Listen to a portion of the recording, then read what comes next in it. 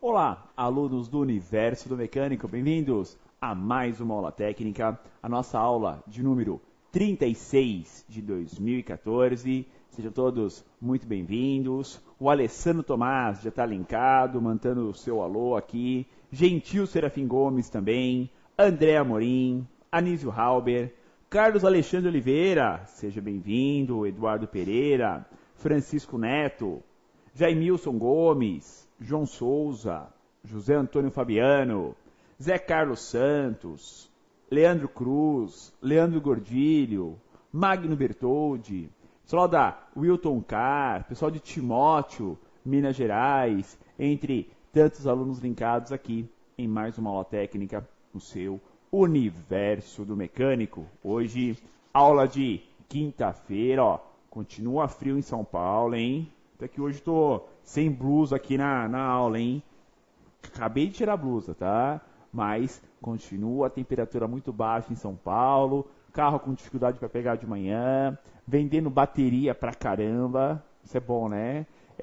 Limpando o reservatório de partida frio, né? A gasolina que fica ali velha, né? Quando não usa, acaba parando de funcionar o sistema de partida frio dos veículos flex, então é bombinha, solenoide, limpar reservatório, trocar bateria e por aí vai, né? Essa época do ano é boa também para isso, né? Para essa parte de manutenção nos itens que são necessários, tem um esforço maior no tempo, na temperatura externa baixa. Então bateria é campeã para se trocar nessa época do ano, e aí o sistema de partida frio vem logo atrás, ok? Então vamos lá, dar início a esta aula técnica de quinta-feira.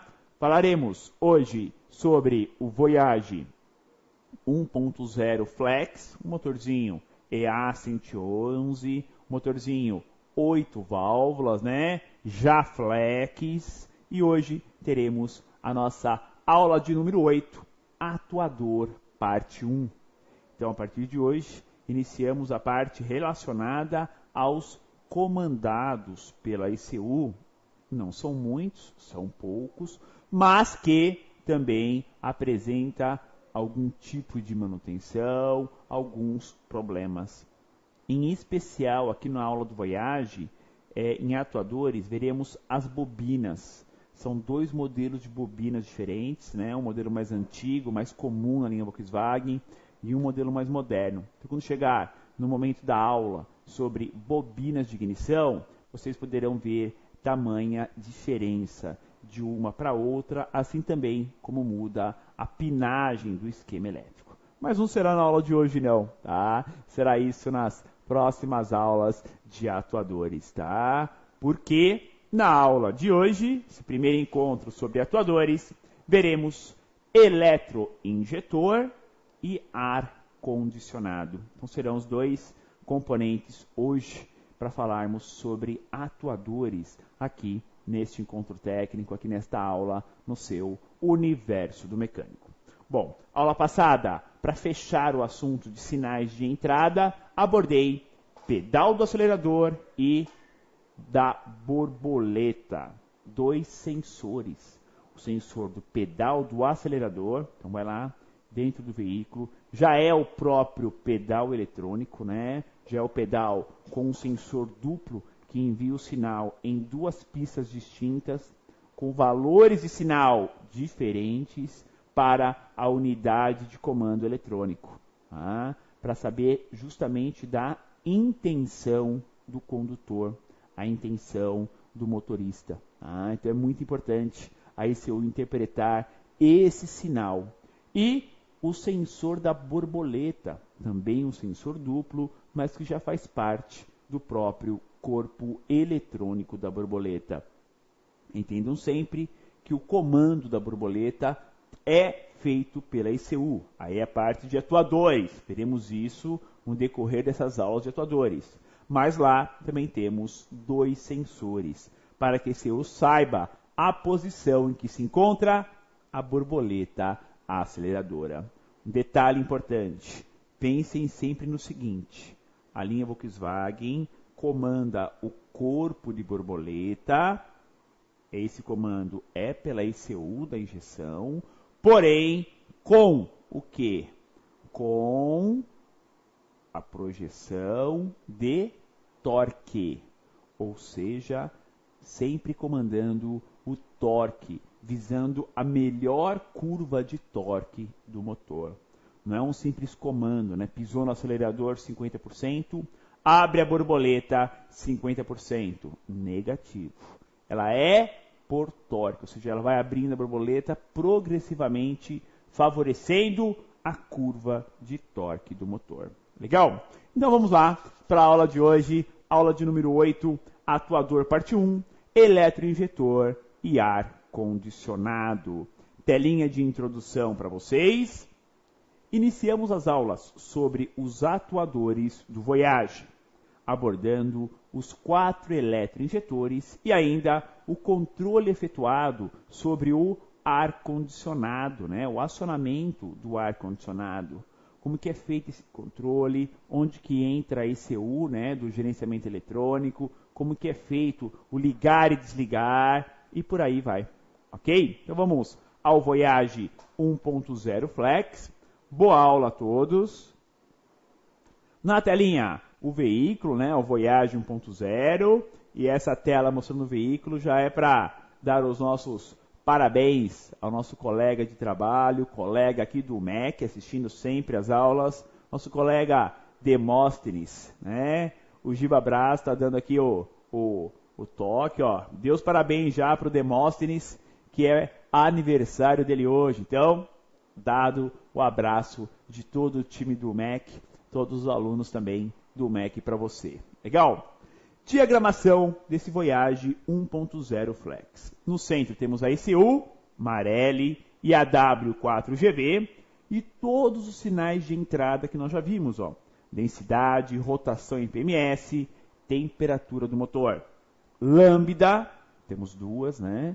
Detonação, fase, posição do pedal, posição da borboleta e o VSS. E a ECU, depois de receber esses sinais, vai gerenciar todos esses comandos de saída, todos esses atuadores, ó, ar-condicionado, eletroinjetores, que será a aula de hoje, esses dois componentes, corpo eletrônico, ignição, canister, eletroventilador, bomba elétrica e partida a frio. Então são os comandados a parte da aula a partir de hoje. Vamos lá aos detalhes. Os cálculos do tempo de injeção são efetuados pela ECU e transformados em TI, em milissegundos. Então, o tempo de injeção é comandado através do aterramento dos injetores e esse aterramento é calculado em milissegundos, sendo este o aterramento para o fechamento de cada uma das bobinas internas dos 4 eletroinjetores. Então, é assim. O eletroinjetor, para ele abrir e fechar, tem que ter o quê? Para ele abrir, a sua bobina interna tem que ser energizada. Já tem o positivo lá, que vem via relé. O módulo comanda individualmente, injetor por injetor, o aterramento. Ah, mas é o mesmo pulso para os 4? Não, é individual. O módulo comanda de forma individual. Ou seja, cada cilindro terá o seu exclusivo TI, exclusivo tempo de injeção. Ah, mas e na partida? Ah, na partida, como a ECU ainda não calculou quem é quem que é o PMS, primeiro cilindro, comanda os 4 de forma igual.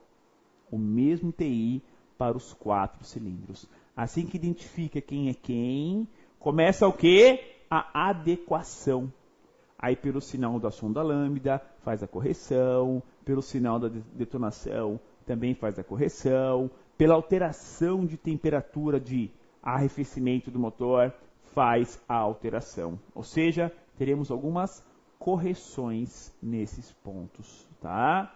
O importante é entender que a bobina interna do injetor, quando ela é energizada, ou seja, ela está ligada, como que ela está ligada? Como que a gente vê uma lâmpada, né, do farol do carro acender? É porque ela tem positivo e negativo. Se ela não tiver nenhum dos dois, ou um dos dois, não vai acender. Tem que ter positivo e o negativo. A bobina do injetor é algo semelhante.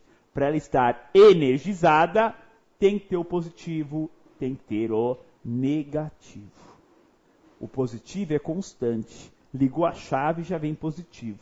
O negativo que não. O negativo é comandado individualmente e esse cálculo do comando dele, né, essa alimentação dele é feita em milissegundos. Ou seja, a precisão é muito, mas muito grande. Vamos lá. Localização dos injetores. Também daí o motor do Voyage, um Voyage preto aí 1.0 flex, motor transversal. Onde estão os injetores? Claro, né? Nas proximidades do coletor de admissão, já bem pertinho, né, do próprio cabeçote do veículo. Localização. Para facilitar a pulverização e homogeneização da mistura, o combustível já é injetado na fase final do coletor de admissão, bem próximo às válvulas de admissão. E ainda assim, eles possuem prolongadores. É bem interessante isso. Então, além dos injetores estarem no coletor de admissão, já praticamente no cabeçote, praticamente ali ó, apontando para o pé da válvula, temos ainda prolongadores, né, que condicionam o movimento, a pulverização para aquele local, né, como se fosse uma espécie de super canudos, né, para guiar essa injeção de combustível, porém, já uma injeção na forma de pulverização. Então é normal falarmos que o combustível será pulverizado, ou seja, ele já é injetado já com uma pressão tão alta e obriga a passar o combustível pelo orifício tão fino dos injetores, e quando ele sai, ele já sai pulverizado, ou seja, sai praticamente uma nuvem de combustível. Então não é nuvem, é um gás. Essa é a ideia. Quanto mais no formato gasoso o combustível é injetado, melhor será a mistura com outro gás, que é o oxigênio que está entrando no motor. Gás com gás se misturam muito facilmente. Gás com líquido já fica bem complicado. Tá? Então viram qual é a sua localização. E aqui ele, né? O grande foco da nossa aula, o eletroinjetor. Por que injetor? Claro, ele vai injetar o combustível, álcool e ou gasolina. Por que eletro? Porque ele é de comando elétrico. Então ele é elétrico injetor, eletroinjetor. Ok? Não é um componente eletrônico, não. Ele é elétrico, tem um positivo e negativo e acabou. Né? Não tem meio termo também. Isso que é interessante. Ou o injetor está aberto, ou o injetor está fechado. Não tem meio termo, pessoal. Não tem. Ou ele está aberto, ou está fechado. Portanto, o seu comando torna-se essencial para o bom funcionamento do motor. E mais, o combustível até ali, né, a pressão e vazão do combustível dali é fundamental. Se a pressão estiver mais alta do que determina o projeto, quando o módulo comandar a abertura do injetor 3 milissegundos, vai injetar mais combustível. Entenderam isso? Por isso que sempre é importante testar a pressão do sistema. Tem que estar com a pressão recomendada. Se eu tiver aula aqui sobre a bomba de combustível, né? A pressão recomendada. Abriu o injetor 3 milissegundos, tem que injetar, sei lá, vai 10 mililitros. Um exemplo. Porque isso já é calculado. O que é injetado já é calculado corretamente. Então, tem que estar limpo. Senão, foge todo o parâmetro inicial. Tá? E vejam bem, temos um injetor, pessoal, Marelli, simplesinho ali, ó, pequenininho. Tá? E um prolongador, que é maior que o injetor, inclusive, né? Esse prolongador de plástico aí, ó, ele é até maior que o próprio injetor. Mas é bom, porque ele já guia já fixa, né? Ele só encaixa em uma posição, também isso facilita, né? Porém, prolongador, sim, não adianta, né?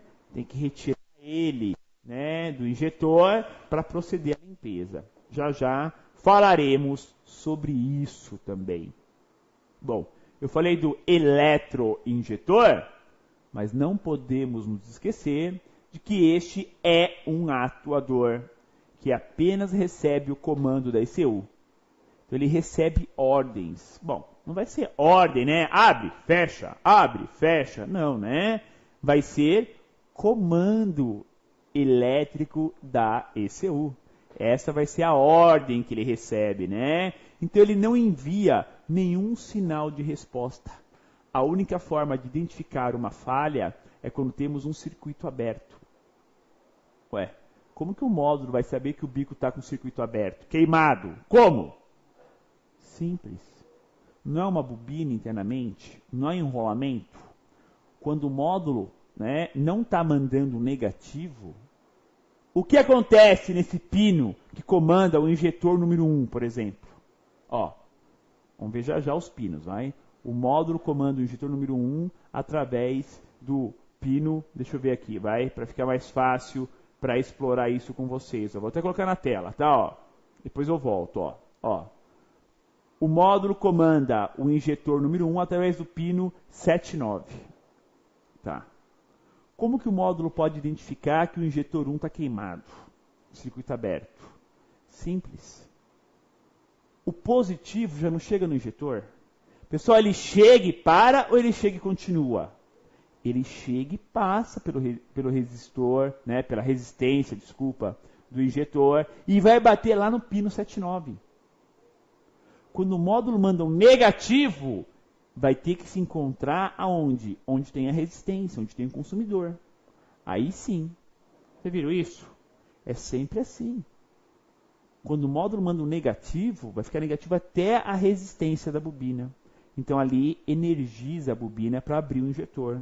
Quando está queimado ou desconectado o injetor, o módulo sabe disso, porque o positivo não vai chegar no pino B79. E aí vai acusar falha no injetor número 1.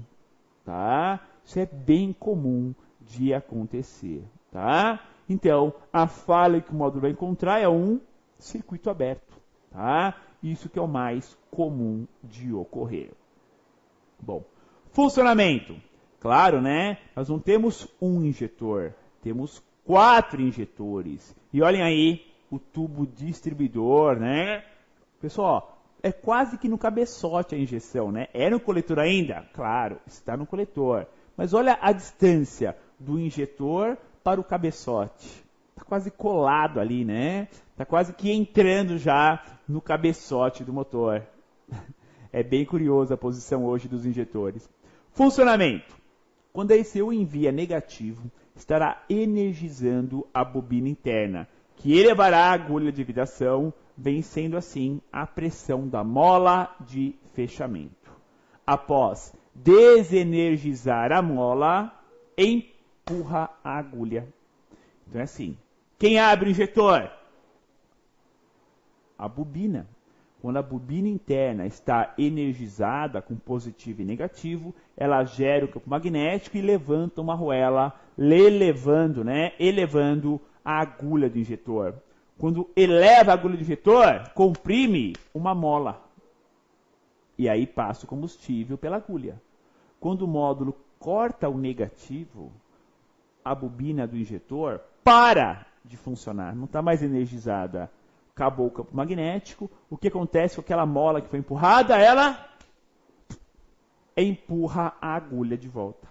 Por isso que o injetor ele é NE, né? Ele é normalmente fechado. Então, normalmente o injetor está fechado. Podem ver. Ele só vai gotilhar, vai ter algum problema quando tiver alguma sujeira no meio do caminho ou um desgaste muito acentuado. Então, ele é um item normalmente fechado. Porque a própria mola faz esse fechamento. Então a bobina do injetor vai elevar a agulha, permitindo a passagem do combustível. Quando para de estar energizada, a mola empurra a agulha e fecha. Pessoal, não tem meio termo. Como assim não tem meio termo? Ou o injetor está aberto, ou o injetor está fechado. Não tem meio termo. Não tem meio aberto, 10% aberto, 50%. Não. Ou ele está fechado, 100% fechado, ou ele está 100% aberto. Não dá para ter meio termo. Tá? Então é o que? É uma forma de funcionamento de um simples abre e fecha, de um simples interruptor. É isso mesmo. O injetor é praticamente um interruptor. Ou ele está aberto ou ele está fechado. É que tem uma precisão muito grande de abertura, cálculos em ms, né, em milissegundos. Mas o injetor é praticamente um atuador do tipo abre e fecha. Ou está aberto ou está fechado. Não dá meio termo para isso. Tá? E as ligações? Temos 4 injetores. Claro, olhem aí o tubo distribuidor. 4 bicos alimentados por um tubo distribuidor. Nesse tubo distribuidor temos o que exatamente? Temos a ligação, né? O encaixe para cada eletroinjetor. Então o eletroinjetor ele fica encaixado e travado no tubo. E o tubo fica travando todos contra a sua posição correta. Então o tubo distribuidor ele é o grande guia, né, para toda essa turma. Tá? Ali junto já temos a ligação de todos os chicotes, os plugs eletrônicos desses 4 eletroinjetores. Bom, temos as ligações, né? O positivo é comum aos 4 injetores, ligado ao relé principal. Então, positivo, pessoal, já vem direto.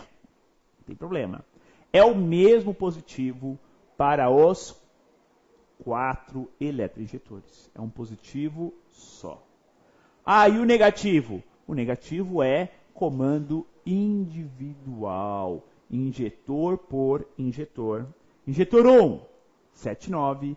2, 59, 3, 73, 4, 65, todos no conector B. Então temos aí a ligação das 4 bobinas dos 4 injetores ao módulo.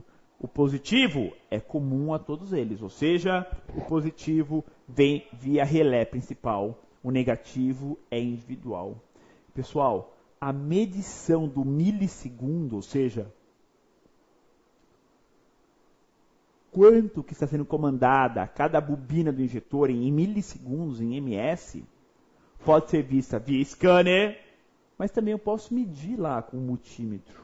Se o seu multímetro tem lá a escala de tempo, milissegundos, dá para medir tranquilamente. Tá? Dá para você calcular isso ali medindo tranquilamente.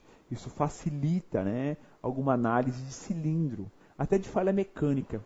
Vamos supor que o cilindro número 2 ele está com uma má vedação de válvulas, não funciona legal, funciona meio quadrado. Bom, não adianta. Quanto mais combustível, pior fica. Tem que reduzir, tem que ser acompanhado isso, porque não é normal. Tá? Realmente não é normal. Bom, além dessas 4 ligações, temos aqui, né, ó, mais testes, né, desse injetor com prolongador, né?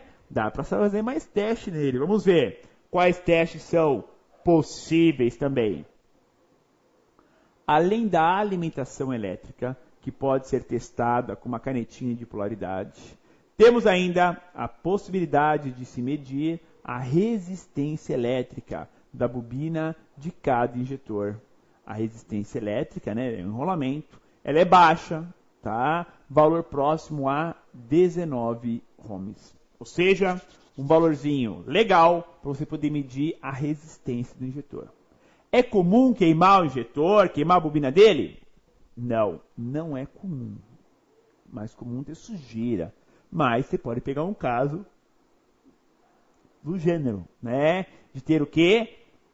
A bobina interna queimada. Queimou, pessoal? Não tem o que fazer. É só troca de peça, tá? não tem o que se fazer, o que se medir, né? Infelizmente, isso é pura realidade. Vira o valor da resistência, então? Quanto? 16 ohms de resistência elétrica para o eletroinjetor. Tá? Então temos uma resistência até que bem baixinha, né? Se considerar aí o tipo de funcionamento desses componentes, tá?